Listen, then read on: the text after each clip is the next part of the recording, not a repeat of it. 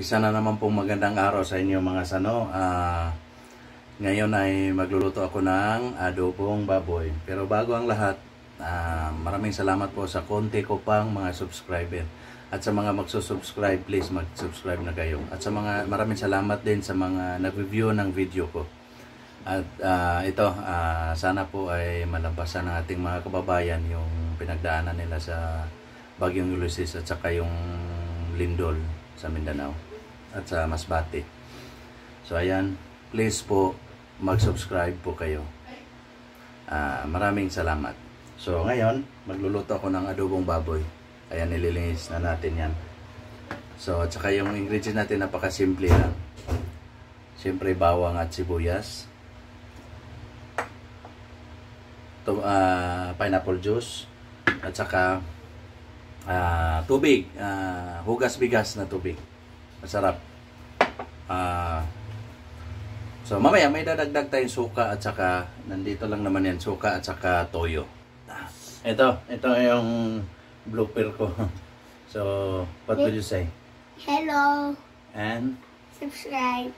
okay. What are you cooking? I'm cooking pork adobo. So mama, later that's your food. My snack. What's your snack? What's up? Okay. So yun, mag-online class kasi yung anak ko, so ngungulit. Sige. Okay, go up. So stay tuned mga sano. Again, yun, baboy, bawang sibuyas, tsaka pineapple juice, tsaka itong hugas bigas na tubig. Tsaka nandito lang yan suka. Nandito lang yung mga ano ko, suka, tsaka paminta, tsaka toyo. So stay tuned mga sano. So yun mga sano, ang una po natin gawin ay sisingawin lang, napakakatasin lang natin to ng konti hanggang sa medyo matuyo at pamuti na rin.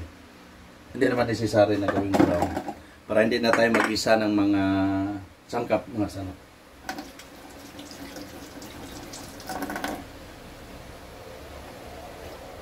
Kakapi lang muna ako sa no. At saka ayun, putumaya. Shoutout nga pala sa mga taga Sikatuna Bohol. Kay AJ Lee, Dua Howard Orofio. Belated happy birthday sa aking anak, Lothor Pangan.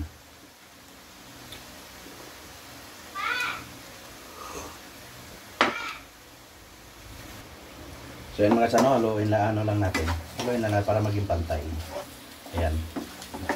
Hanggang sa magtubig siya. Mawala yung tubig niya para lagay na natin yung dito na tayo mismo mag-isa. Para madali po siya sumingaw mga sano, takpan lang po natin siya. Kaya hayaan lang po natin siya mga sano. Sa punto pong ito mga sano, ayan, medyo sumingaw na siya, lumalabas na yung tubig niya. So, wag na natin takpan para matuyo siya.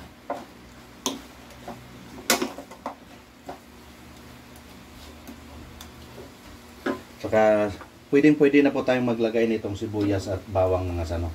Para maluto siya. Ayan. Gawin lang natin para, saka babango rin siya. Ayan.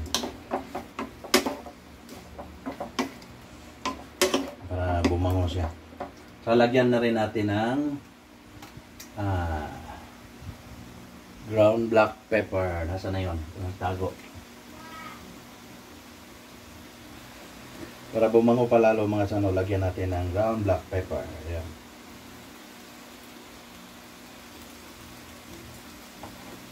Haluin. Ayan.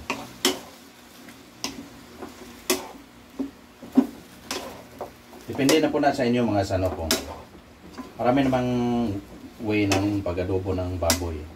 Nasa ano na lang. Ito sa akin is actually hindi nga to purely Bisaya mga sano. Kasi alam mo maglalagay ako ng hugas bigas which I learned from Manila. Yeah, yung may chef ng ano doon, catering ng father-in-law ko. So, ayan.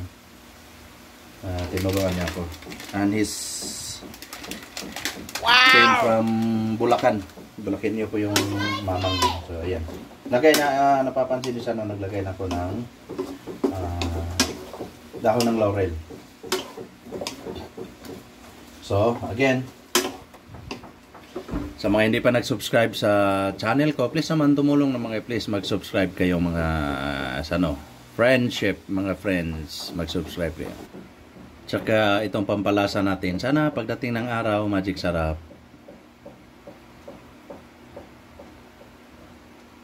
Halo-haloin lang natin mga sano. Ay, Diyos ko, ang bango. Ayan. Ayan, nag-start na siyang mag-saute mga sano kasi unti-unti na nawawala yung tubig at napapalitan na ng mismong mantika ng baboy. So, sa puntong ito mga sano, medyo nag-dry na siya. Pwede na tayong lalagyan na natin ng yung pineapple juice.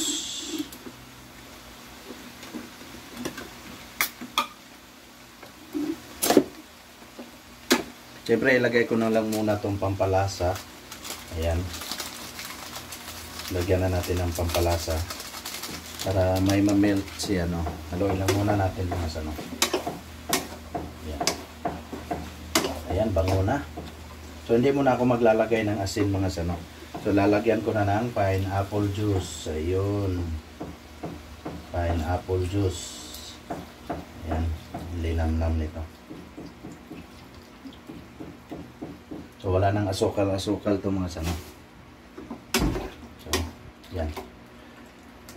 Kahayaan lang muna natin to mga sano. Yan. Mamaya na tayo maglagay ng tubig mga sano. So, hayaan lang muna natin siya mga sano.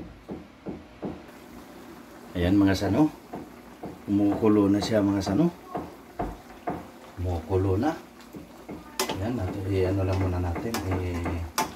Ayusin lang natin tamang posisyon para lalo na yung balat ilalim natin para lalambot.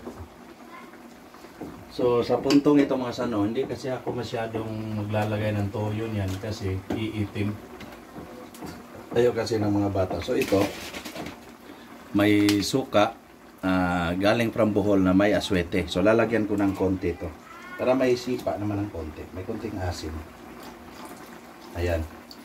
Yan na lang po ang mismong paano natin mga sano. Pampakulay. So wag muna, hindi muna ako maglalagay pala ng toyo mga sano. Lalagyan ko ng asin.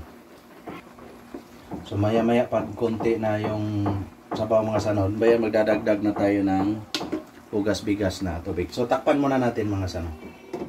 So yan, stay tuned for the update. Update lang tayo mga sano sa niluluto natin. Uy, yan. Ganda na ng kulay. Amoy na amoy ko. Doon ako sa labas, nagwalis ako mga sano.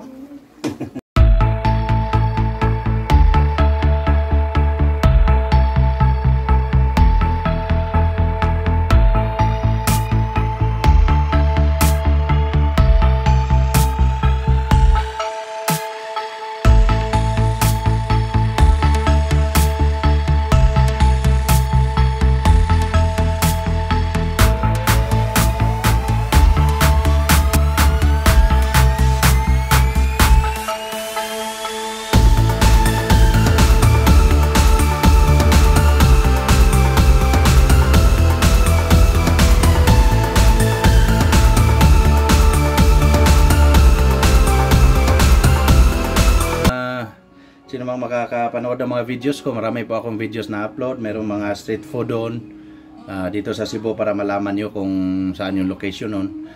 Please naman po mag-subscribe kayo mga sano.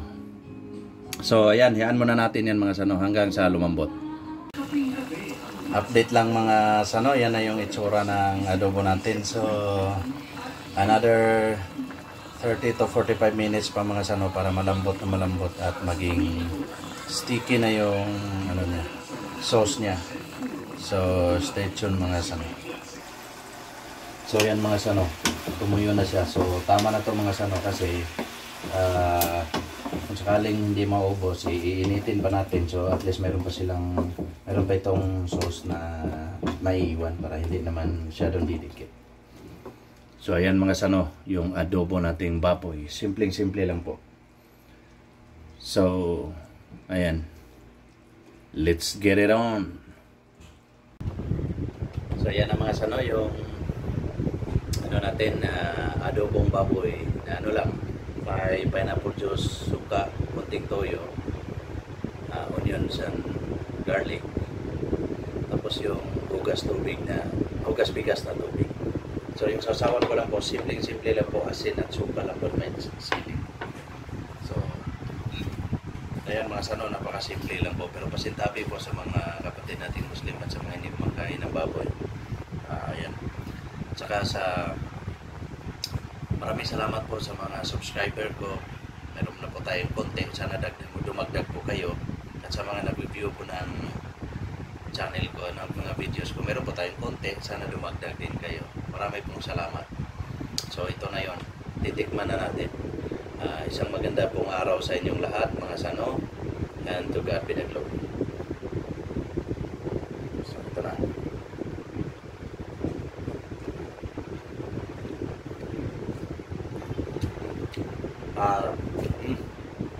Nalunod po talaga. Lasa. Mayroon siyang, ayun na, kumunti na yung tamis. So which is good. Para balanse yung lasa.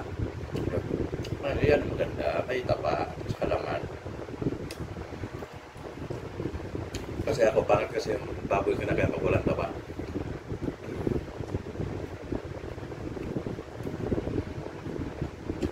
Maraming salamat sa inyo. Again, shout out kay John Ladya, kay Howard Orofio, AJ Lee of Davao, tsaka local ride na siya itong nabuhol at sa buong Bohol na rin at lalong-lalo sa mga taga-sikat po na. Sana manood po kayo at mag-subscribe. So ayan mga kano, to God be the glory.